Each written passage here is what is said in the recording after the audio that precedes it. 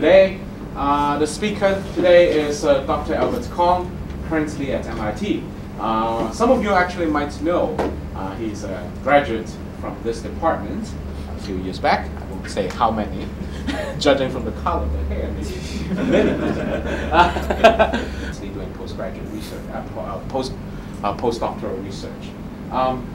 His topic today is high energy astrophysics with Swift. And if it's possible, actually we'll try to reduce data, astronomical data live today, which is something we haven't tried before, so I'm really looking forward to it. Okay, let's give a warm welcome to Dr. Kong. Okay, thank you, Jason. Today my talk will focus on the high energy astrophysics with Swift. Swift is a small satellite that specifically designed for gamma ray burst research. So I will spend a lot of time in this talk talking about gamma ray burst. But Swift is also a very good telescope, or satellite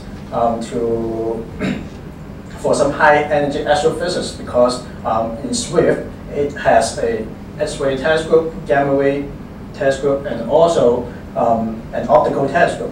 So basically a space telescope as well. So I will also spend some time on other high energy astrophysics that Swift can do. And I also want to convince you that not only the scientists can work on Swift data or science, and you and everyone can work on the Swift data, because all the Swift data made public immediately when the satellite contact the ground base station, and they will put all the data immediately to the archive database. So if you have the software and know how to do some data analysis, you can actually access the database and get some problem with the microphone.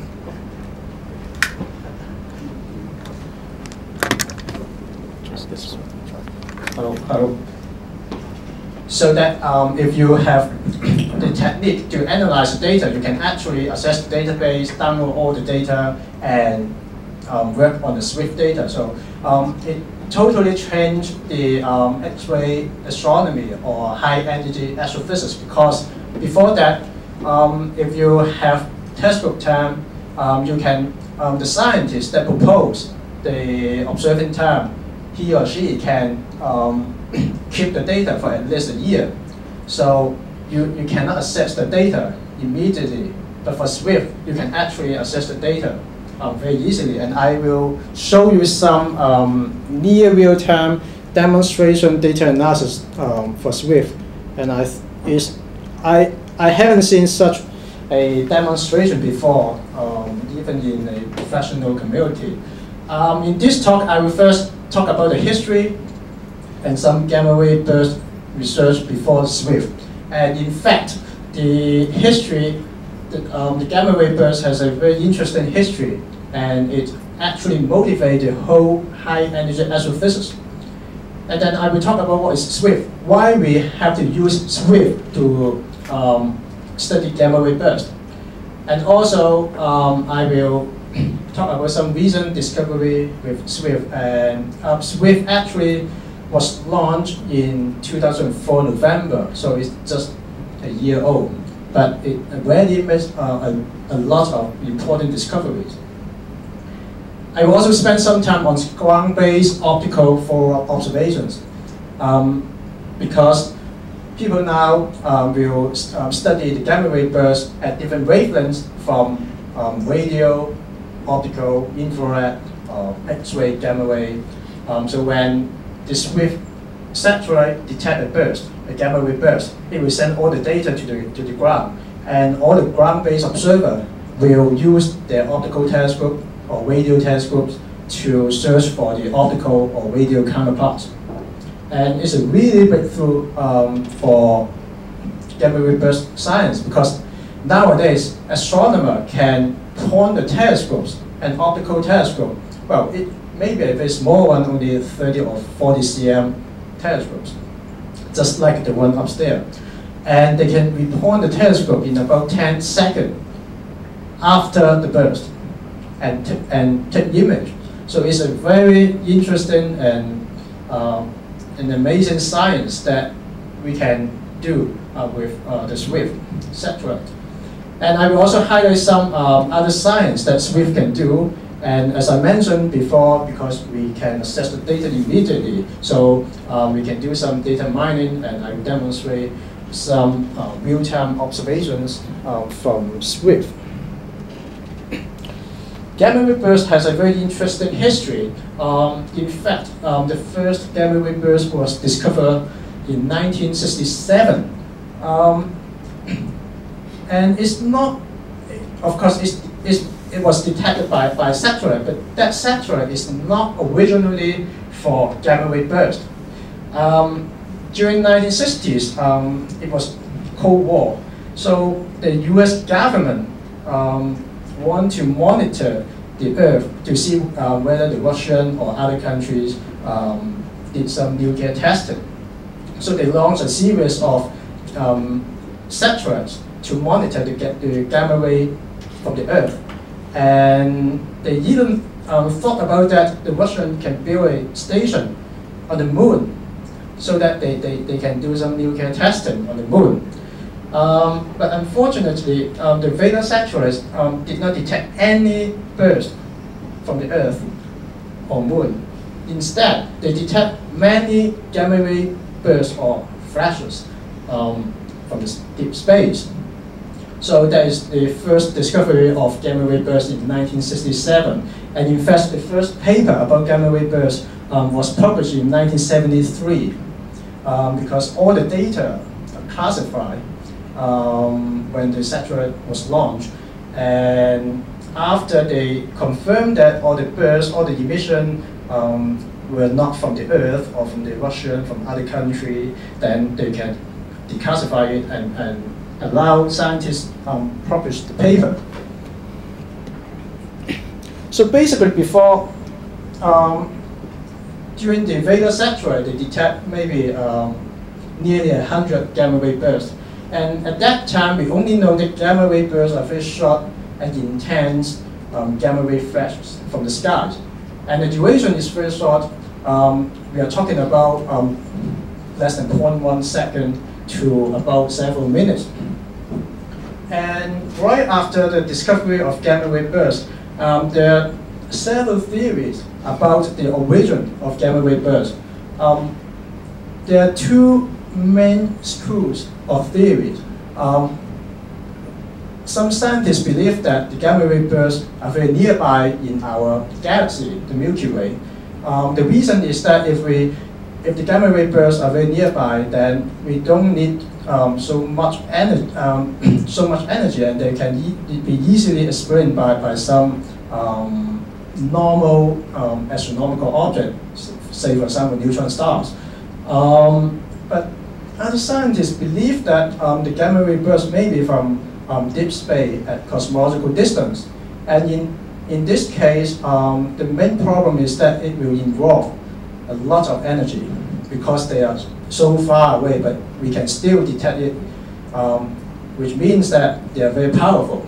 And it is very difficult to explain at that time, and even now, we don't have a very good theory to explain the origin of gamma ray burst. One reason is that at that time, we don't have any information about the distance. So, and also without a good location, we cannot study the environment near the gamma ray burst. So we cannot tell whether the gamma ray burst is from a young galaxy or from an old galaxy. So it is also a difficulty for scientists to assess the origin of gamma ray burst. The first breakthrough of gamma ray burst science is the launch of the Compton Gamma Ray Observatory in 1990s. It's a rather big satellite at that time, and it is one of the 4 major satellites that NASA launched. this is the first of the series for the gamma wave range. The other is the Hubble, and then the Transit X-ray Observatory, and also the Spitzer, the infrared observatory. These two diagrams, first of all, if we look at the first one, the CGRO, the Gamma Ray Observatory, has an instrument called BATSI. It's basically an all-sky monitor for gamma ray source. And it detects about 3,000 gamma ray bursts during the 9 years of missions. And if you plot the location of the gamma ray burst, you will see that there's no distribution and just in the sky randomly. So this is the first suggestion that the gamma ray bursts distribute in the sky uniformly. And many people think that they are at cosmological distance because according to some standard cosmology, the universe should be uniform. And so if we see something like that, then the first suggestion is that they are at cosmological distance. If they're nearby, say in a Milky Way, we detect something like that, all the gamma ray bursts should be concentrated on the galactic plane, just like looking at the Milky Way. So from the BATSI data, we already can rule some models, but it's not the strong proof that the gamma ray burst must be at cosmological distance, because we don't have any distance information at the moment. The other important discovery for gamma ray observatory is that they find two types of gamma ray bursts. This is a diagram. You can see two peaks here. One peak at about 2.3 seconds is the duration, the burst duration. And the other peak is at about 20 to 30 seconds. So in addition to the duration, scientists also find that the spectrum of the gamma ray burst is also different. For the short burst, the spectrum is much harder, meaning that there are higher proportion of gamma ray photons from the burst. And for the long burst, the spectrum is softer. So, and nowadays, scientists discriminate two types of bursts by the duration. Is that whenever a burst is less, the duration of the burst less than 2 seconds, then it is a short burst. And if it is longer than 2 seconds, it is called a long burst. The second breakthrough for gamma ray burst science is the launch of the Professer. It's a small satellite that was built by the Italian and the Dutch. And the main advantage for this satellite is that it has several telescopes from X-ray to gamma ray, so that when the Professer detects a burst in the sky, it can repoint the telescope such that we can look at the burst with the X-ray telescopes. The advantage for X-ray telescope is that we can pinpoint the location of the burst rather good. Say, for example, for a gamma ray burst detector, we are talking about maybe several or even a degree of the error circle is about 7 arcseconds to degree. So in that area, we can actually there's no way that you can identify an optical counterpart, because there's so many stars in the field and you do not know which one is the correct counterpart. But for the X-ray telescope, we can level down the error circle to about maybe several arcseconds, or well, at least less than 1 arc minute, so that we can have a small region to search for the optical counterpart. And if we can search for the optical counterpart, then we can study the properties very good. For example, we can measure the distance. Then we will know that whether the gamma ray burst is a cosmological distance or it is a nearby object. And the other thing for Professer is that it can repoint the satellite rather quickly. Actually, for the first burst, when they detect the gamma ray burst, they can repoint the satellite in about 8 hours. It is a very rapid follow-up for a satellite. Even for nowadays X-ray telescope, if you want to repoint the telescope from one object to another object, it takes several hours because you have to send a command to the satellite, and the satellite has to snoo to the other area. So and also has to set up the equipment.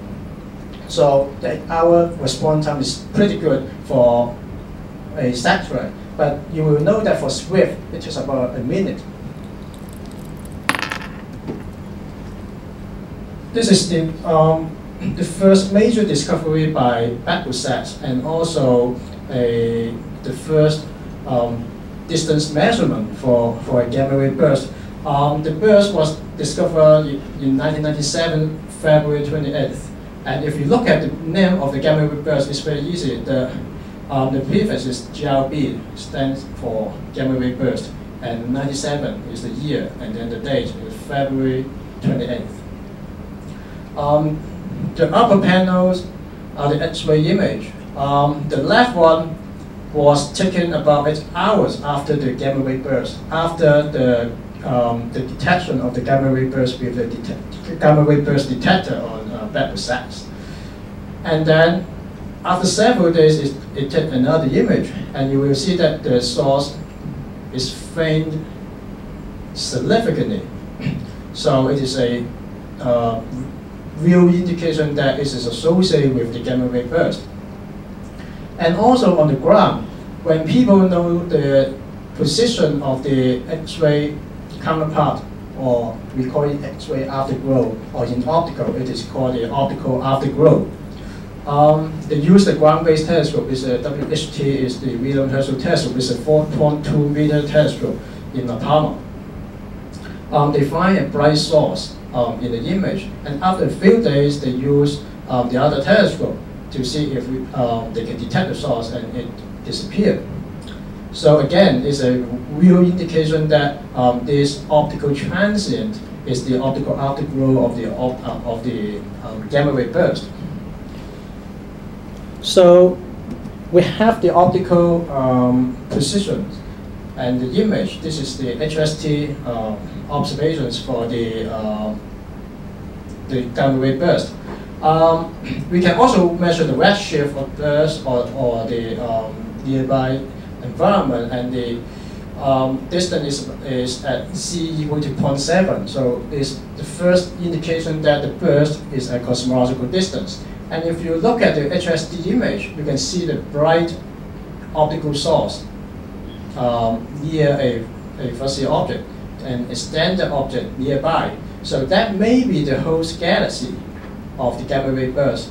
Unfortunately, I think they didn't take another image after a few months. So if you can take the image after a few months, then you may look at the host galaxy, and the gamma ray burst optical counterpart will be disappeared. And the right-hand side is the light curve of the gamma ray burst. You can see that for the first detection, the magnitude is about 21st magnitude. It's very faint by means of amateur standard.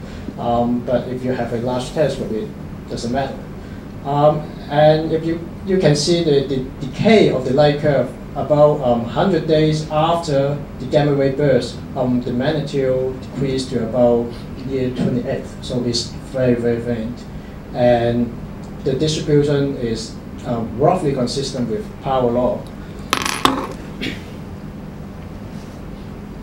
This is another gamma ray burst discovered by Professer, and again we can measure the redshift and see with the 0.6, and of course it is at cosmological distance. And from the optical image, you can clearly see a galaxy around the gamma ray burst. This bright source is a gamma ray burst, and after a year it disappeared, and you can only see the host galaxy. So with the Professer, we know more about the nature of the gamma ray burst. First of all, gamma ray bursts occur randomly on the sky, and in fact is already proved by the backseat data. And for the frequency, actually we can detect one gamma ray burst every day. And there are two classes of gamma ray bursts. one is long burst and the other is short burst. And also from the observation of back process, we believe that long bursts occur at cosmological distance. And for the short burst, we don't have any information with back process, because for the short burst, the duration is very short. So by the time when the telescope point to the gamma ray burst, is already disappeared.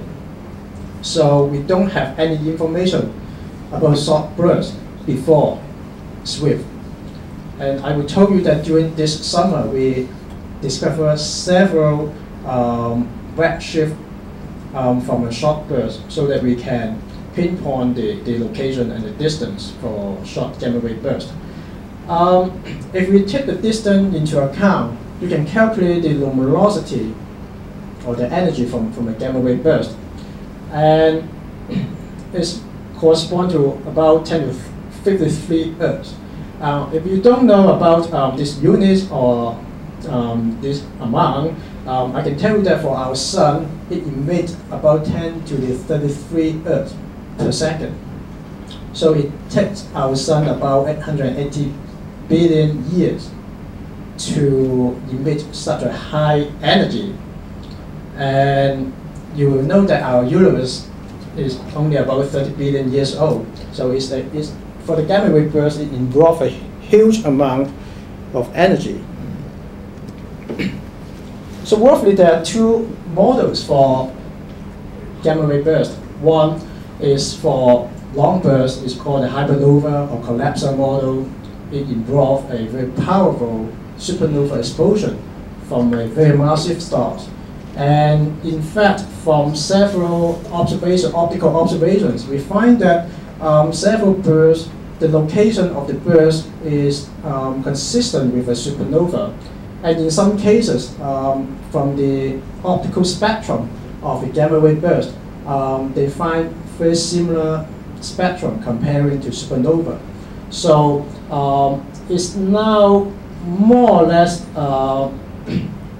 confirmed that the long burst is associated with supernova.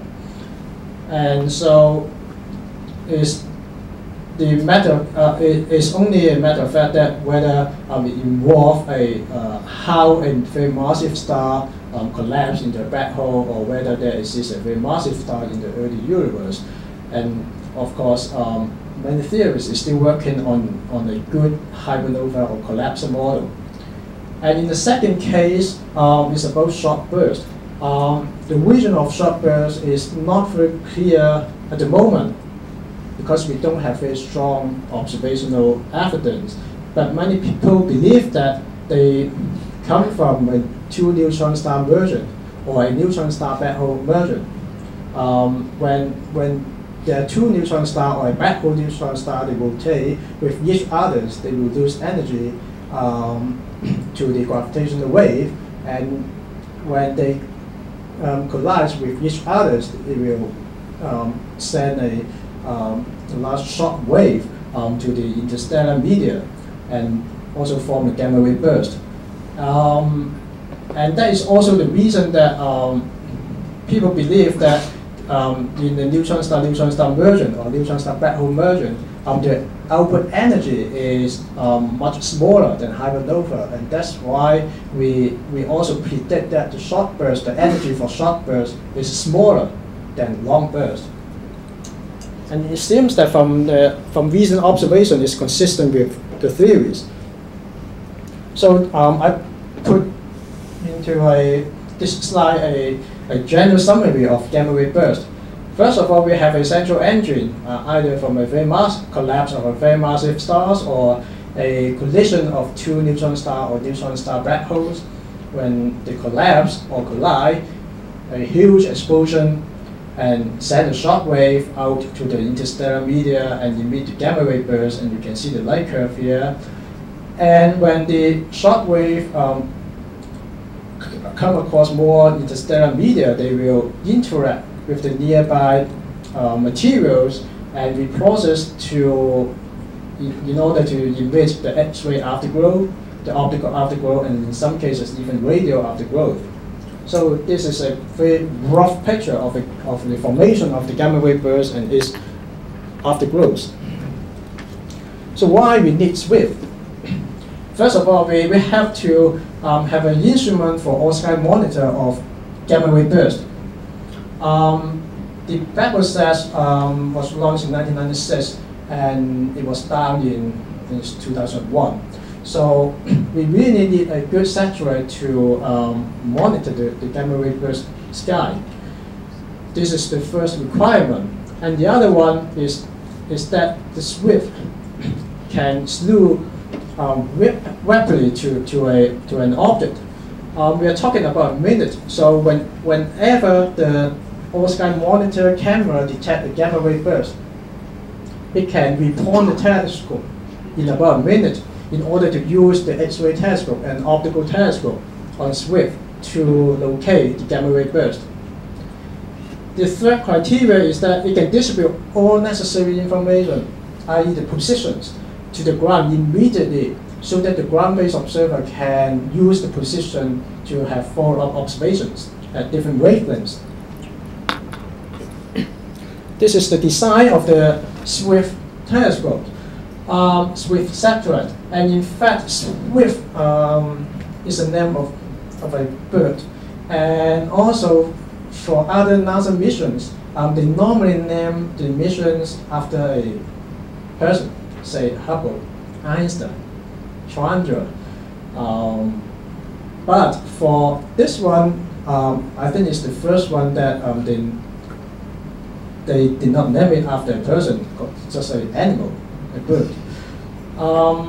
The reason is that of course, it can move very fast, but also actually SWIFT was built in very short time scale. I think because the first optical afterglow was discovered by Professer in 1997, and after that scientists realized that we have to build a new satellite to detect gamma ray bursts with very rapid follow-up. So the design phase is at about 1998, and the whole proposal I think is just before 1999, and after that the NASA approved the project and built the satellite in only several years. Several years to build a satellite is a very fast, is a very short time scale in NASA, because for example the Chandra, the first design, the first proposal is in 1976, but it was launched in 1999. So it spent 10 or 20 years is a very common. So for SWIFT, it only spent a few years. And also it distributes data very quickly. So SWIFT name is very good.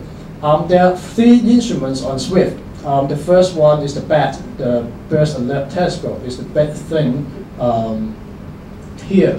Basically, it's a huge gamma ray burst detector. And the second detector is the X-ray telescopes.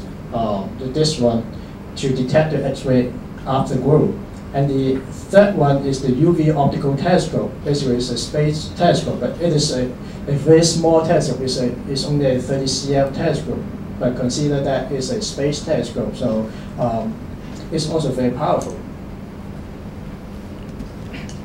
It's the BAT detector, so you can see it's a very huge object, and this is the SWIFT satellite, and the detector is just on the top of the satellite. It's a very small telescope comparing to others. It's the X-ray telescope, it's the X-ray mirror, and the whole X-ray telescope here. It's the optical telescopes, and you can see the field view here. It's a 30 cm telescope. The satellite was launched in 2004, November 20th.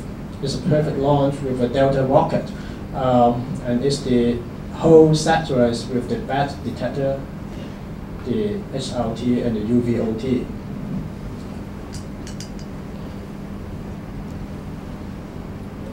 After the launch, normally the scientists will do some initial checkup for the equipment and to see if they are good.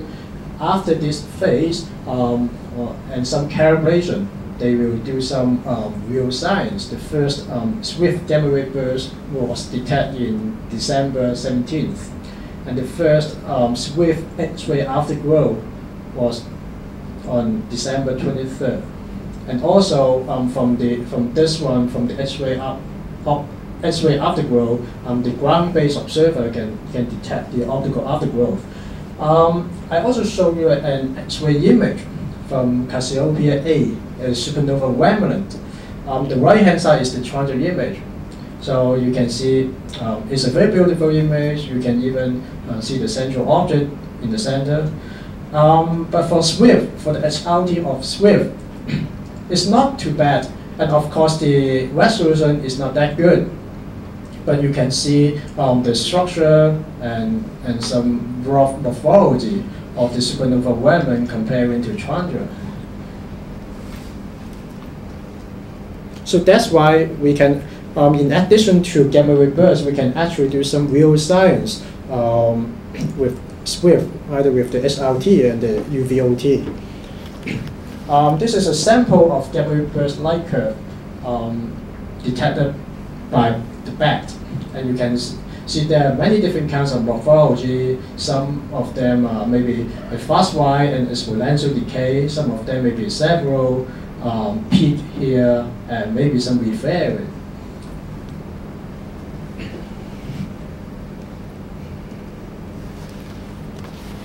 The real major discovery for SWIFT is in this summer, and in fact, the last summer is a very busy period for gamma ray burst scientists, because there are several very interesting bursts discovered by SWIFT and other gamma ray burst satellites.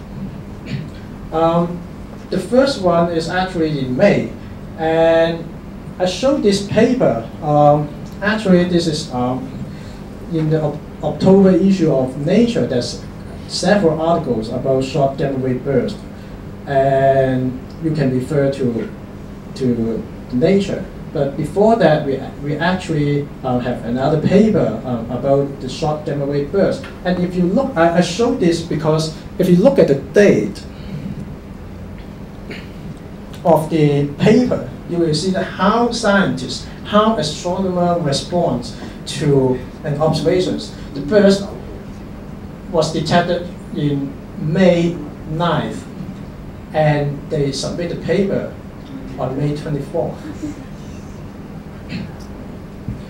And also, if you look at the author list, no, it should be May 23rd.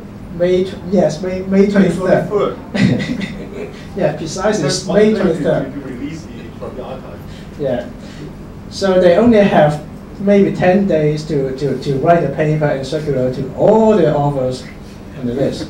And it's very similar to particle physics, I think, because some of them are maybe the SWIFT instrument team. Some of them work on the optical data, and there are several optical telescopes around the world to contribute to this paper. And so there are a lot of authors on the list, and this is a long for a gamma ray burst observational paper. The first one during the early summer this year is a short burst. This is the left-hand side is the light curve of a short burst. It's about I think it's 0.04 second, the duration. So it's really, really very short. And after that, when SWIFT detect the burst, it sends all the positional information to the ground, and one of the telescopes responds the alert and report the telescope in about less than 10 seconds to locate the optical counterpart. Okay, this is the field of view of an optical image. The red circle here is the area circle of BAT, the gamma ray detector. And you can see that the area circle is very large, and you can see many optical sources. Well, it's not very, this optical image is not very deep, but you can see there are so many optical sources in the field. And with the blue circle is the X-ray position provided by SWIFT. And you can almost pinpoint or narrow down the field to study maybe 10 sources inside this field. This bright one is a galaxy. And we believe that it is the host galaxy of the gamma ray burst. And we can measure the redshift of this whole galaxy is about 0.2.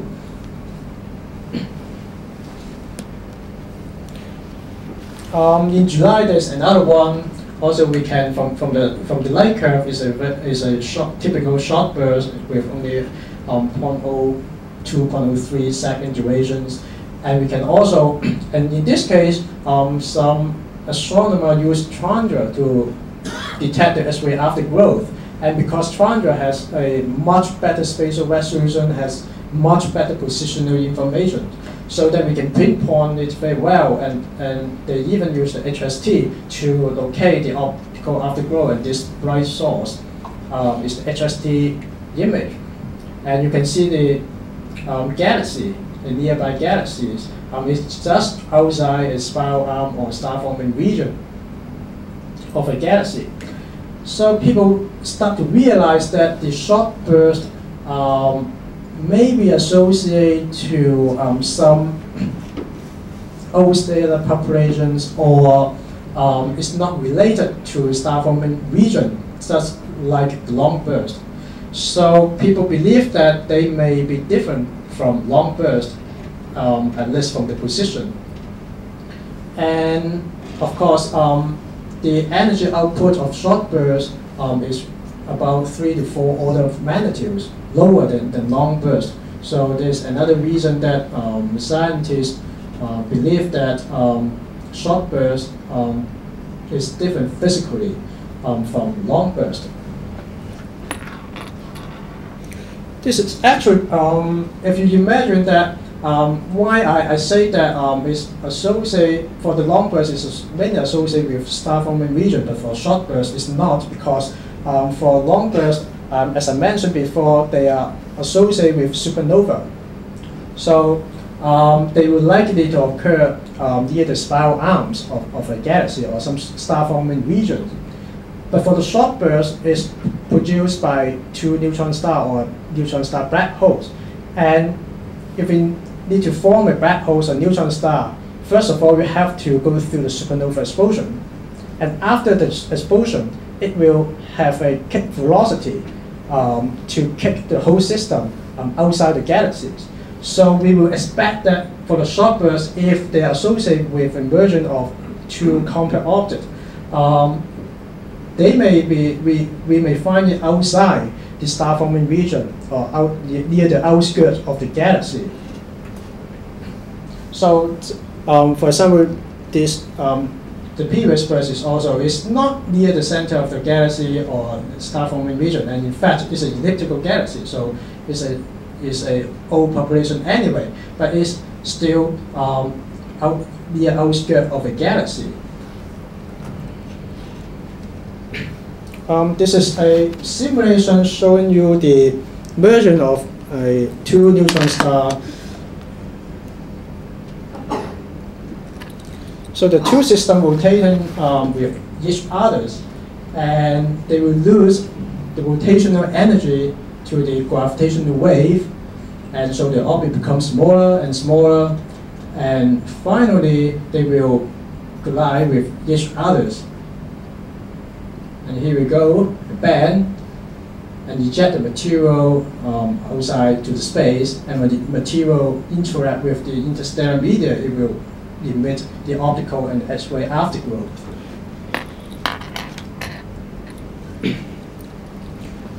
The other discovery during this summer with SWIFT is that it detected the most distant gamma ray burst. The redshift is at about C 6.3, and the previous record is about 4.5, I think. And the most distant quasar detected so far is about C equal to 6.4 or 6.5, so it's very near the limit. And because gamma ray bursts are so bright, and it's what we expect, that we should detect them at a very large distance. And that's why many cosmology want to use the gamma ray burst to study the early universe. Because with the current technology, with the current large optical telescope, we can in fact detect the gamma ray burst out to Z equal to 10. And it is very difficult to detect a quasar at C equal to 10. And in fact, this is the only way that gamma ray burst can that we can use gamma ray burst to study the very early universe.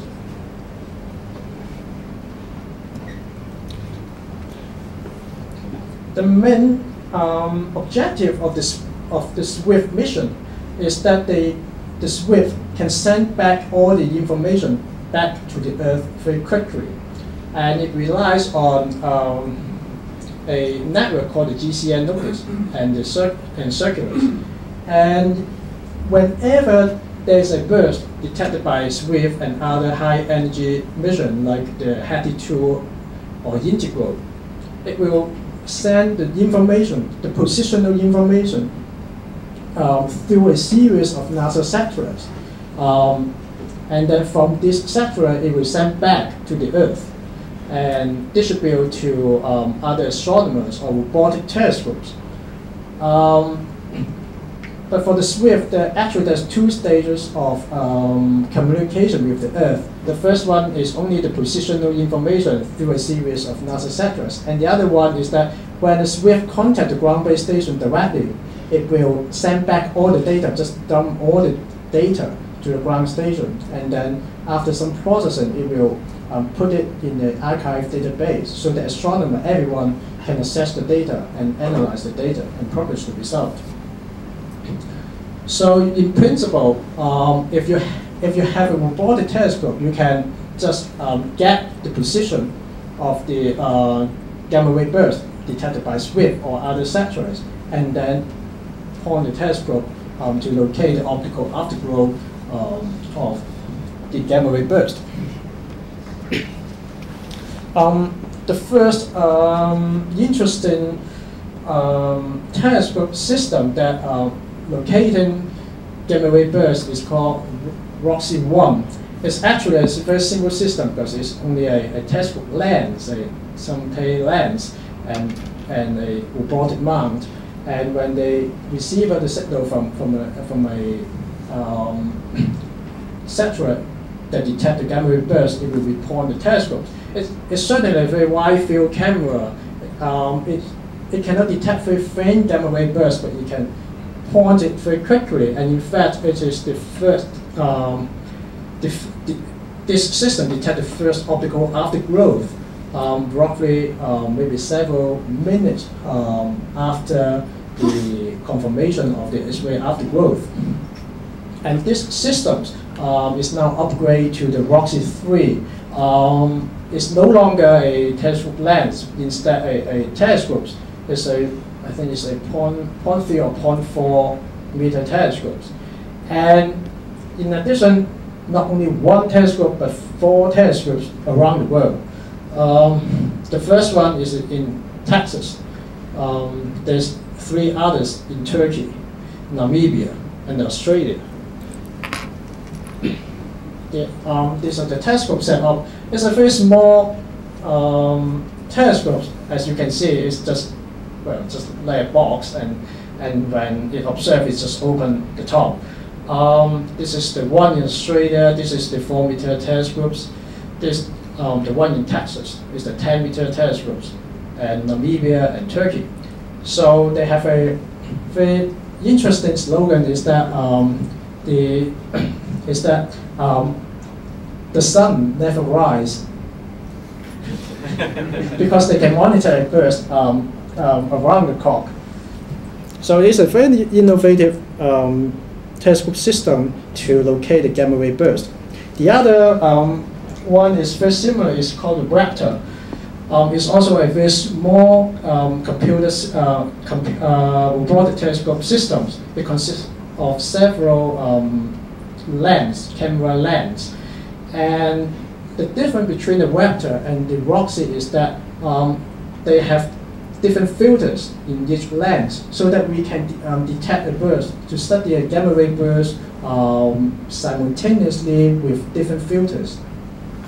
So this is another major discovery, major difference. And it also can report the telescope within 10 seconds after the alert of the burst. And also you can see it's a very small system. Even the dome is very similar.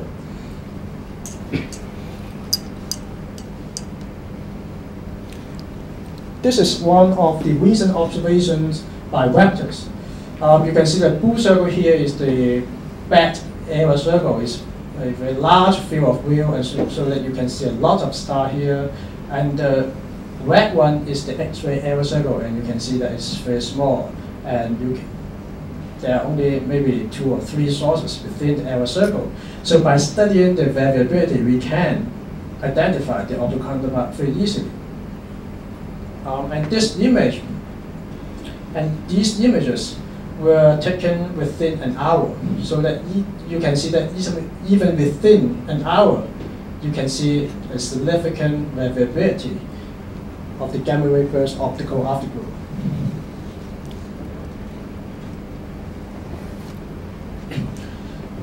So all the major telescopes actually are in North America. Some of them maybe in Australia, and several of them are in Europe. So there is actually a hole or a region that we cannot detect a gamma ray burst. Is that if the gamma ray burst detected during the nighttime in Asia, say for example in the time zone of Hong Kong, then some telescope, even the one in Turkey, it may not be able to detect it because they may be too close to the ground, or maybe due to the weather. So I think the most important thing for the optical follow-up of gamma ray burst now is that we really need a series of telescopes in Asia in order to detect the optical afterglow rapidly in this time zone. And there's a couple of telescopes in Asia working on gamma ray burst, and also there's a network called the East Asian GRV4 Observation Network. It's a series of telescopes in Sino, Taiwan, and also in Japan. But the problem is that I think for the telescope in Japan, the weather is not very good. I didn't see any promising results from the Japanese. For Taiwan, it has more results, but still, there are not much results comparing to other robotic telescopes. In mainland China, the 2.4 meter in Beijing, they try to take some spectrum of gamma ray burst, but the main problem is that for such a big telescope, it has several problems. First of all, they cannot respond to burst very quickly, and also because they have an operator on the telescope, and very often you need to communicate very well with the operator to instruct him how to point the telescope, how to take the observation for gamma ray burst. So maybe there's some communication problem and some internal policy problem. So I didn't see any significant result from Beijing. So I will encourage you to build a robotic telescope in Asia, at least a good telescopes in Asia. The requirement is not very high. It's not necessarily a totally robotic telescope. It can be a semi-robotic telescope, meaning that you can have an operator or yourself carry a pager or a mobile phone. When you detect the gamma ray, when there's a gamma ray burst, you get the position and you wake up in the middle of the night and key in and then control the telescope. It's not that bad, and in fact, it's the practice of the early day gamma ray burst science. And also, the telescope requirement is not very high. All the robotic telescopes in the world are in the range of about 30 to 40 cm. There's only, I think, 1 or 2 telescopes which are bigger than 1 meter, because for 1 meter telescope it's difficult to develop a robotic system. So a small telescope with a good CCD, if you can take the image within a minute and down to 15 magnitude, I think you can start to see some result from gamma ray burst. optical afterglow. And in fact, as I mentioned before, you can actually subscribe the GCN notice so that whenever there is a gamma ray burst, they will send you an email. You don't need to be an astronomer. If you are interested, you can just go to the website and subscribe that notice. And you can receive some, I will show you some in a couple of minutes, the notice about the position, or maybe some light curve, the flux of a gamma ray burst. So there are many astronomers nowadays carry a pager or a BlackBerry. The reason is that they have to respond to gamma ray bursts very quickly. So sometimes in conference, you will see that they always look at their pager or BlackBerry to check email or whatever. There's the one in Taiwan. It's the 1 meter telescope specifically for gamma ray burst. I think it's in Yuksan. But the weather, I think, is not ideal over there. You can see that there's the 1 meter telescopes, there are several guiding telescopes, and a imaging CCD, and all the systems are reported when they detect a burst, they will respond the burst very quickly. They occasionally publish some results, but still not an ideal telescope for gamma ray burst for some reasons. This one, there are several Japanese telescopes, but this one is the most interesting one because this is very small. It's only 30 cm telescope, and in fact you can buy it maybe $5,000 $4,000. It's very cheap one. And you can see that this is the dome of the telescope. It's on the top of the Tokyo Institute of Technology. It's in the downtown Tokyo. I think Hong Kong may be better than that telescope. So they built a telescope here, and in fact they report one of the results 2 years ago in a conference. And I am just amazed about their discovery. I will show you the image. This is one of the brightest gamma ray burst optical afterglow detected by amateur, and all the data point here come from amateur, not professional. And you can see that the peak magnitude is about 13 magnitude, and you can easily reach 13 magnitude with any telescopes, with CCD. And they follow until it's faint down to about 19 or 20th magnitude. So you can see that even for amateur, we can contribute a lot for gamma ray burst science.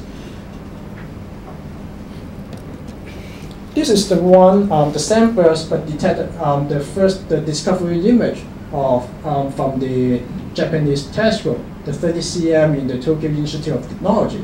And you can see that the response burst in about 1.5 hours. They detect a very bright source, and within 7 hours, it's fall below the detection limit. So it's clear, it indicates that it's an optical afterglow of the gamma ray burst. So this is about 13 to 14th magnitude, and I think it's easier to detect a gamma ray burst upstairs. If you don't have that money to build the broader telescope, I think you can, if you have some research money, you can invest on that. It's called the SMART. It's actually a series of telescopes in Chile. All those are 1 meter telescope, and because the NOAO now do not support the 1 meter telescope, so they want to find some partner to join the program. And if you have about $70,000 then you can have on average 1 night per month. Yeah, it's not, well, forever? No, for a year. I look at the homepage, you can buy anytime you like. It's about $1,400 per night. They're still. They will fund you if the weather is bad. No. Well, but you can talk to them.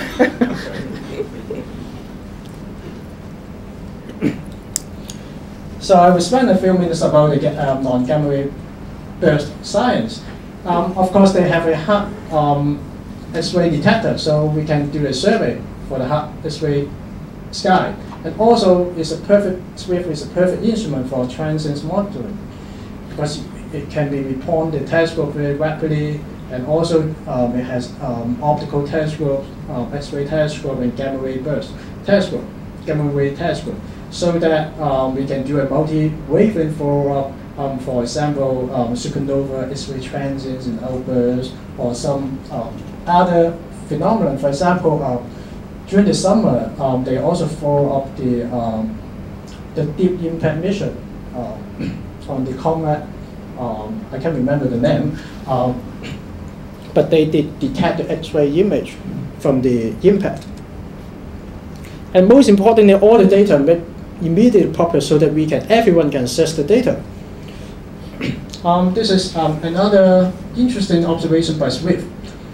Is the soft gamma ray repeater. They detect a drying flare, and you can see that, and a flare here, and also oscillation during the outburst is a 7.6 second pulsation associated with the spin of the neutron stars, and also the supernova.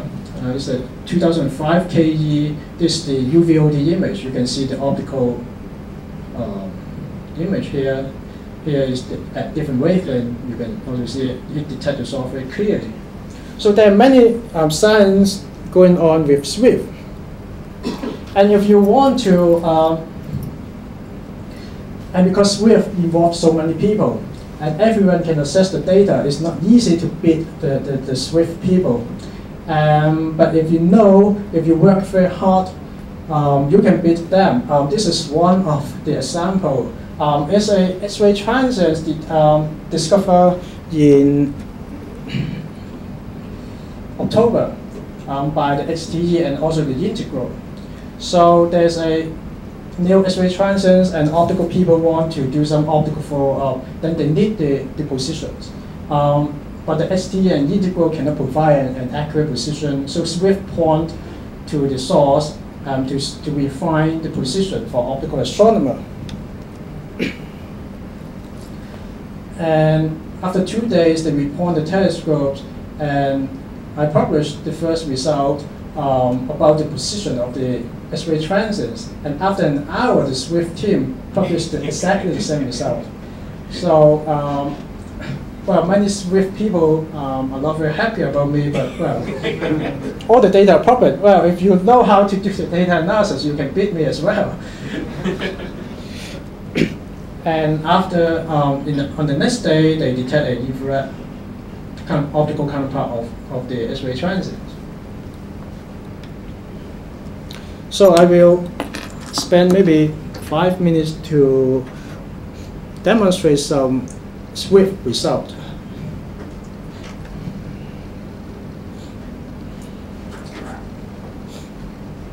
Okay. Maybe you can try this again. It seems to work again. So you have your hands free. The SWIFT mission. And first of all, well, maybe I'll show you the some gamma ray burst notice. Gamma ray burst notice for you. For example, if you subscribe the gamma ray burst notice, whenever they detect a gamma ray burst, they will send you an image. They have different kind of information you have to select before that.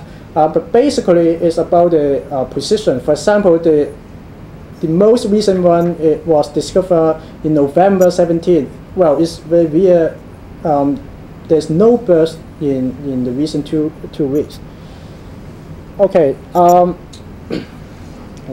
It doesn't work. Anyway, you will receive in an email something like that. For example, is the position detected by SWIFT, the BAT detector, and also the coordinate, the LA and DAG, and also the error circle. As you can see, it's because it's a gamma ray burst detector. The error circle is pretty large. It's about 3 arc minute. This is the positions, and this is the error circle. but at least you can know the position, the rough positions. And if they use the, well, sometimes they even send you the thunder chart for the gamma ray burst. And this is the region that was detected by the bat. So later, when the SRT, when the X-ray telescope we point to the gamma ray burst and K, the X-ray aftergrowth, they will send you another notice about the more accurate positions here. And also the error circle is much smaller. I think this for a typical X-ray telescope is only about 5 to 6 seconds. So they will also send you, well, you can select which information you want. They also send you maybe the gamma ray burst light curve for a particular gamma ray burst, and even the optical image from the UVOT. This I think is maybe the UVOT image, and also some full observations with SWIFT. So this the information that you will receive when you subscribe the gamma ray burst notice. Okay, I go back to the SWIFT main page. If you look at, okay, it's a typical gamma ray burst circular archive. It will tell you the discovery of ray burst. For example, today there is a false alert. There's another instrument in Integral, is another high energy sector detect a burst, but we confirm that it's not a real burst. And also you can see all the discovery of the optical afterglow or X-ray afterglow. It will send to this notice so that you know the position very well. So if you want to look at the data, first thing is to look at the quick look data here. And in fact, they have a daily schedule, so you can also look at the daily schedule to see if any interesting object that they will observe.